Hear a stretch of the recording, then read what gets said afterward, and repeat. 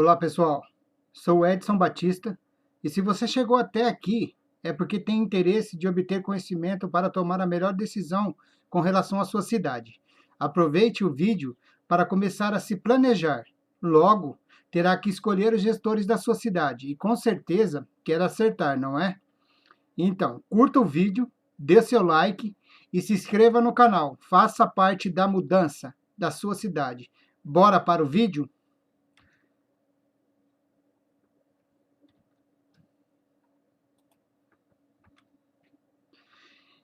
Então, pessoal, vou citar aqui para vocês agora, né, os quatro temas que eu fiz a introdução lá no Facebook, que é a indústria 4.0, as doenças avançando rapidamente, os temas que a educação não leva para dentro da escola e a política nas suas três fases, na era antigamente, no militarismo e nos dias de hoje. Então vamos começar, pessoal, com a indústria 4.0. Vale a pena retomar um pouco da história para entender melhor. A indústria 4.0 também é chamada de quarta revolução industrial. Se é a quarta, é porque houve três antes, certo? Então vamos lá, veja comigo. Primeira revolução industrial. Mecanização através das máquinas a vapor e ferrovias no século XVIII. Nesse período, houve a substituição do uso dos animais para gerar força. Isso representou o primeiro nível de automação de atividades manuais. Então, até a primeira revolução industrial, o que ajudava o homem na produção de qualquer que seja o produto era a força animal, né? Então não existia nenhum tipo de mecanização ou automação naquela época. E logo,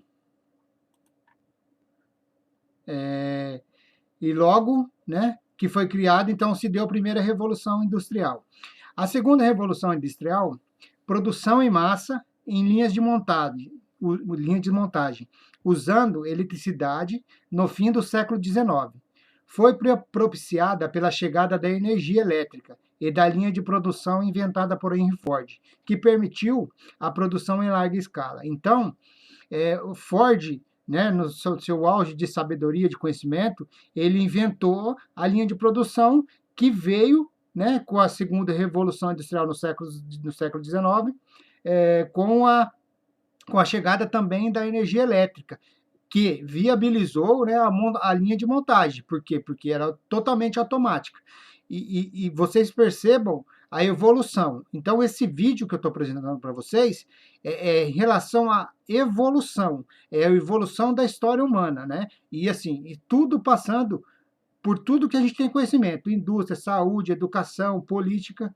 Vamos embora o vídeo. A terceira revolução industrial é a evolução da informática, com a popularização da internet. Assim, o computador e a automação denominaram o cenário, transformando a forma como o trabalho é executado em fábricas e escritórios. Durante esse período, a transformação que os robôs tiveram na linha de montagem para realizar as tarefas executadas. Então, na terceira revolução industrial, que foi considerada da internet, foi a introdução dos robôs. A forma de trabalho, principalmente no cenário do escritório, com que as coisas foram acontecendo rapidamente. Então, do início da primeira revolução industrial para a segunda revolução industrial, você pode perceber que a evolução em mais ou menos 100 anos evoluiu muito, muito, muito, muito. E a partir da terceira revolução industrial até nos dias de hoje, esse período mais ou menos de 10 anos vai evoluir em mesma proporção o que se evoluiu em 100 anos. Bora o vídeo, vamos entender. O conceito da indústria 4.0, veio a público pela primeira vez em 2011. Nós estamos em 2020, então 10 anos. na Feira de Tecnologia que ocorre anualmente em Hannover, na Alemanha. Trata-se de uma continuação da evolução do setor. Então, é a evolução da primeira revolução industrial, seguindo para a segunda, terceira, até chegar no conceito de indústria 4.0. Mas com um salto tecnológico, como análise de enorme volume de dados em uma velocidade que o ser humano não seria capaz de alcançar em uma vida inteira. Então, para vocês verem como a parte de tecnologia aliado à automação, à robótica, fez com que esse conceito de indústria 4.0 daria um salto em questão de 10 anos. Hoje, se tem análise de dados que um ser humano não consegue fazer numa vida inteira. Em média, o ser humano no Brasil vive 75 anos. Então, o que o ser humano seria capaz de produzir em 75 anos? Lógico que não, que ele vai começar a produzir aí com os 16 anos de idade. Então, em 60 anos, o que o ser humano seria capaz de produzir em 60 anos, hoje ele faz ao apertar de uma tecla. Para vocês verem como a tecnologia tem, sim, de fato, como a gente introduzir para todos os segmentos que o ser humano precisa. Dessa forma, transforma a maneira como as pessoas se comunicam e usam as informações para otimizar todo o processo de produção, promovendo economia de custos e agilidade e inovações para a produção. Então, pessoal, para vocês verem como é importante. Lá no final do vídeo, vou dar uma pincelada sobre qual é a intenção de mostrar para vocês o conceito da indústria 4.0. Vamos falar agora de saúde. As doenças novas surgem numa velocidade inédita. Com 2,1 bilhões de passageiros de avião viajando pelo mundo só em 2016. Esse tema tem 15 anos, pessoal, 14 anos. Tem 14 anos, para vocês verem que há 14 anos atrás já se tinha uma evolução muito grande. Novas doenças infecciosas estão surgindo em uma taxa sem precedentes. De ao menos uma por ano desde os anos 70. Então, quer dizer, desde os anos 70, cada ano vem surgindo uma nova doença. Para vocês verem a velocidade que as doenças vêm acontecendo, né? O ser humano vai descobrindo e numa velocidade enorme. Nos últimos 5 anos, a Organização Mundial da Saúde detectou mais de 1.100 epidemias pelo mundo, como a cólera, a gripe aviária e a 39 doenças que eram desconhecidas da geração passada. Então, pessoal, para você ver que tudo vem acontecendo num grau gigantesco de rapidez. Tudo. Seja na área da indústria, seja na área da saúde, seja na área da educação. Por isso que temos que ter políticas públicas concretas, de fato, assim, miradas, direcionadas a resolver e a implantar novas soluções. É isso que a gente precisa, mas isso é lá para o final do vídeo. Seguindo aqui, o documento aponta que uma grande mudança nas relações com o mundo animal e nossos comportamentos de viagem social e sexual mudaram o nosso vínculo com o mundo microbiano. O resultado é a aparição de novos agentes patológicos e sua dispersão pelo mundo inteiro. Então, pessoal, cada vez mais o ser humano está evoluindo, desenvolvendo, criando, consumindo, e isso numa velocidade monstruosa. Então, tudo que vem rápido precisa de soluções rápidas, correto? Então, a gente precisa conscientizar, conhecer, descobrir, inovar, tá sempre um passo à frente para poder sanar os problemas que irão aparecer no dia a dia.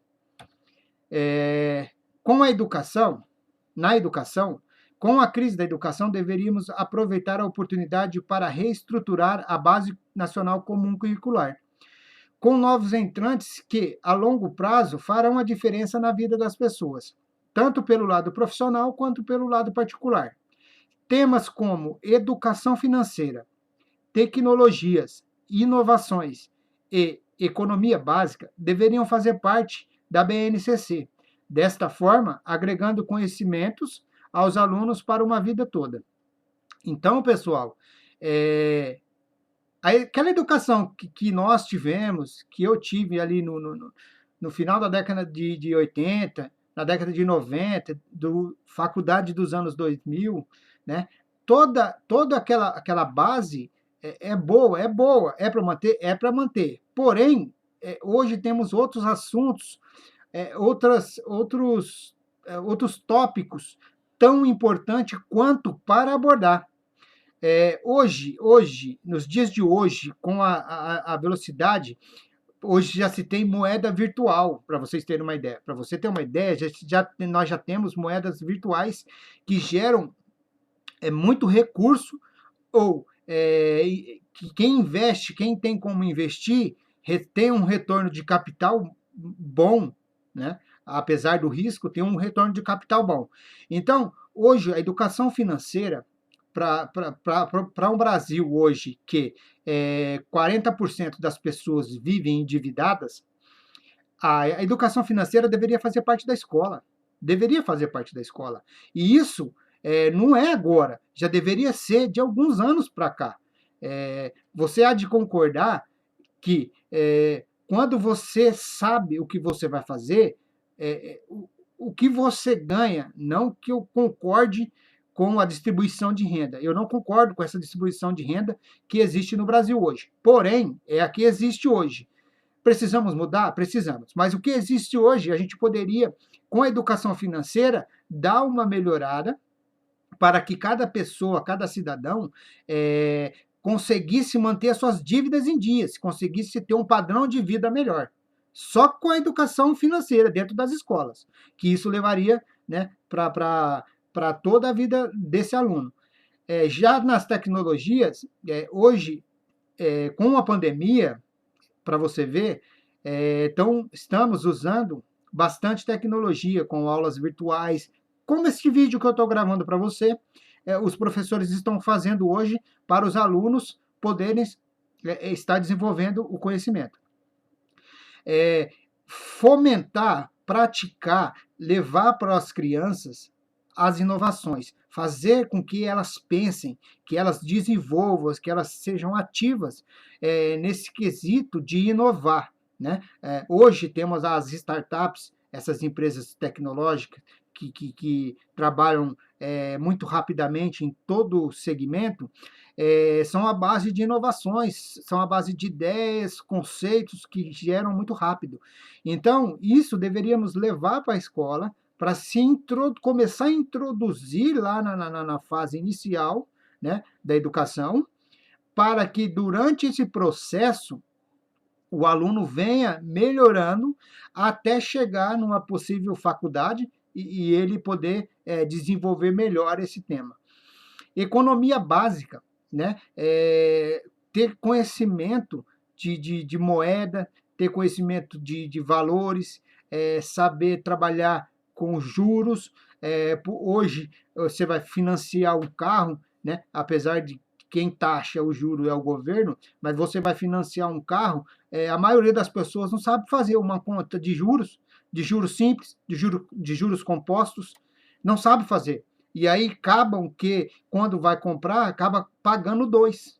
Isso, se tivesse um conhecimento, se fosse amplificado esse conhecimento, talvez não, de fato, as pessoas seriam menos enganadas na hora de comprar algo.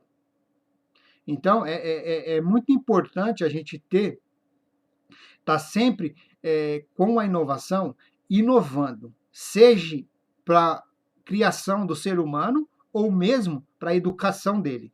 Então, essa inovação é, de fato, muito importante. Chegando na política, pessoal, que é o que temos de interesse global, né? Interesse em comum num ano de eleição, vamos falar lá do início de Brasil. No período imperial, que vai de 1822 a 1889, a política brasileira girava em torno de dois partidos. Estes dois partidos eram os responsáveis pela manutenção do império e do regime de trabalho escravo. É bom nos perguntarmos qual era os partidos de apoio e qual idealismo que defendiam. Os defensores do conservadorismo eram apoiados pelos chamados caramurus e moderado liberais. A ideologia definida por eles era a filosofia liberal, de pouca ou nenhuma intervenção do Estado na economia. Então, para vocês verem como evoluiu muito, hoje o Estado interfere em praticamente tudo. Ele é defensor de todos os direitos econômicos do país. Então, ele tem um poder muito grande e isso foi lhe dado conforme os anos foram passando. É interessante saber que nem sempre foi assim. Isso foi adquirido. Então, quer dizer, houve, então, uma evolução desde essa época de 1822 a 1829. No coronelismo, os partidos políticos ficavam com a concentração em alianças políticas. Nada de novo nos dias de hoje. Entre governos de estados e municípios, permanecendo nesse tipo de cenário a troca de apoio político. Então, isso que se tinha lá no começo do século XIX, se arrastou ou se arrasta até o início do século XX. Eu acho que para uma evolução muito grande em relação a tudo que se tem no mundo hoje, está demorando demais se modernizar esse tipo de política no Brasil. Eu acredito que a palavra é essa mesmo, modernização, mudança, inovação. Está na hora de termos essa inovação perante a nossa política. Em 1922, tiveram início a criação de partidos ideológicos no Brasil. E em 1937, os partidos políticos ficaram na ilegalidade, banidos pelo governo Vargas. Então, como vocês vão ver a seguir na era do militarismo, já se viam colocando barreiras, impondo barreiras, e para que os partidos viessem de forma a ser monitorados, né, para que chegasse a um bem, a um consenso, né, para que temos no dia de hoje. No governo militar, que foi de 1964 a 1979, novamente os partidos foram proibidos. De 1979 em diante, os partidos políticos tornaram-se pluripartidarismo após a anistia. Deste ano em diante, os partidos políticos foram autorizados a funcionar e assim nasceram a maioria dos partidos que conhecemos hoje, que temos hoje. Alguns mudou de bandeira, trocaram de nome, aumentaram, reduziram o nome, porém praticamente são os mesmos. Eu acredito que em termos de partido, a gente tem muito a melhorar ainda.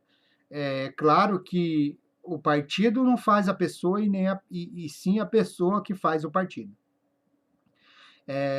O partido ele só é bom quando ele tem pessoas honestas, pessoas compromissadas e com o dever cívico de servir as outras pessoas. Esse é o grande legado que um partido vai deixar. E acredito que isso vem acontecer, né? Já que nós estamos falando de uma evolução, né? Seja na parte humanística ou na parte de conhecimentos ou de tecnologias, de bens de consumo, de produtos, de tudo. Cada vez mais as pessoas estão tornando este assunto política mais comentado e discutido. Porém, ainda precisamos que mais e mais pessoas entrem nesse debate, com conhecimento analítico. Para você debater um assunto, você tem que conhecê-lo, né? E assim, só com educação de qualidade, com bastante divulgação de conhecimento, com busca desses temas, nós teremos pessoas capacitadas a debater esse assunto político. Porém, todos temos o dever de ao menos saber um pouco. Por quê? Porque é nosso interesse saber. Porque é o povo que decide quem vai fazer a gestão da sua cidade, do seu estado e do seu país. Como que você decide algo se você não tem conhecimento para tal? Não tem como. Pensa em um diretor de uma empresa ou presidente de uma empresa tendo que tomar uma decisão para que caminho seguir, se ele não tem conhecimento nem de qual o melhor caminho a seguir. Então, para ele ser presidente de uma empresa, ele tem que ter o conhecimento para ter base e saber apontar a empresa para onde vai. É igual uma pessoa que não sabe dirigir. Você coloca ela num carro, ela não sabe sair do lugar. Então, na política é a mesma coisa. Se você, por mais que você não queira se envolver, e eu respeito a sua decisão de não se envolver, mas você tem, por obrigação, saber pelo menos um pouco. Por quê? Porque isso vai interferir no teu futuro. E isso você tem a obrigação de saber, para poder tomar ou ter a melhor escolha na hora que você for lá exercer o direito de cidadania nas urnas. Então, é muito importante estar consciente disso. Esperamos, em um futuro próximo, uma leva de candidatos preparados e engajados para uma melhoria em todos os aspectos para o povo. Assim, levando sua cidade, seu estado e o nosso país a um patamar nunca jamais visto.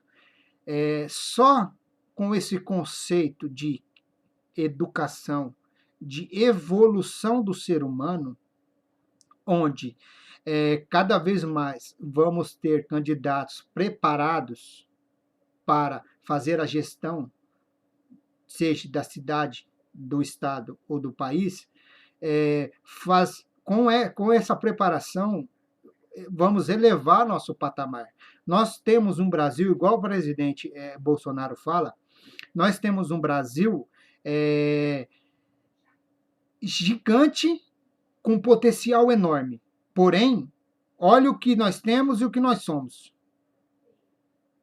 Então, com essa definição de preparação, de candidatos preparados e engajados a resolver o problema do povo e melhoria para o povo, só assim nós chegaremos onde a gente de fato mereça e de fato onde a gente deseja estar.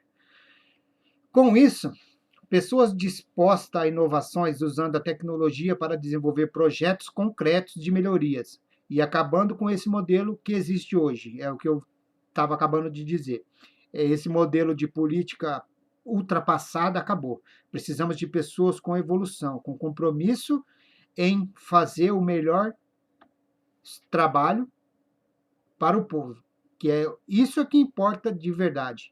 É o povo, é a melhoria da cidade, é a evolução, é a construção de algo que não foi feito, é isso que importa. Deixar todos os cidadãos conscientes de que o melhor foi feito. É isso que importa. Nos dias de hoje, com todos esses avanços que falei neste vídeo, não dá mais para termos pessoas retrógradas, pessoas ultrapassadas, pessoas que não pensam em inovar, em usar tecnologia para se ter um projeto eficaz. Não dá mais para comandar a nossa política, e sim pessoas com o intuito de renovar e inovar para chegarmos aos objetivos, sem corrupção, sem favores, porque eu acredito que uma pessoa honesta, com ideias, concretas, sendo leais ao povo. Ele não precisa se corromper e nem precisa de favor para exercer qualquer tipo de mandato político. Espero que, com esses conhecimentos fornecidos a você, possa te dar suporte para você fazer a melhor escolha. E obrigado e agradeço, né, por ter acompanhado este vídeo até o final. Se você gostou desse vídeo, dá um like, dá um joinha aí, se inscreva no canal, que a partir de agora, a toda semana nós vamos trabalhar com vídeos novos, trazendo ideias, inovação, modelo de política, para que vocês fiquem a par da evolução que o ser humano vem galgando ao longo dos tempos. É muito importante você estar, nem que seja por através de um vídeo, você está conhecendo um pouco da história, né? Isso vai te dar uma bagagem para a hora que você chegar lá e tiver que fazer a sua escolha, igual eu citei, um presidente de uma empresa tiver que escolher qual caminho seguir, ele vai ter a bagagem suficiente para poder escolher igual você vai ter. Eu acredito que a educação é a melhor forma de se resolver todos os problemas que nós temos no Brasil. Sem educação não chegamos a lugar nenhum. E com isso, a educação nos leva a ter conhecimento, a ter sabedoria para poder resolver os outros problemas, seja na área de saúde, seja na área de geração de empregos ou mesmo de ação social, qualquer tipo de área que você deseja que melhore na sua cidade. Muito obrigado por você ter acompanhado esse vídeo. Até o próximo vídeo e acompanhe-nos no Facebook, no nosso site e no YouTube. Muito obrigado e até o próximo vídeo. Fiquem com Deus.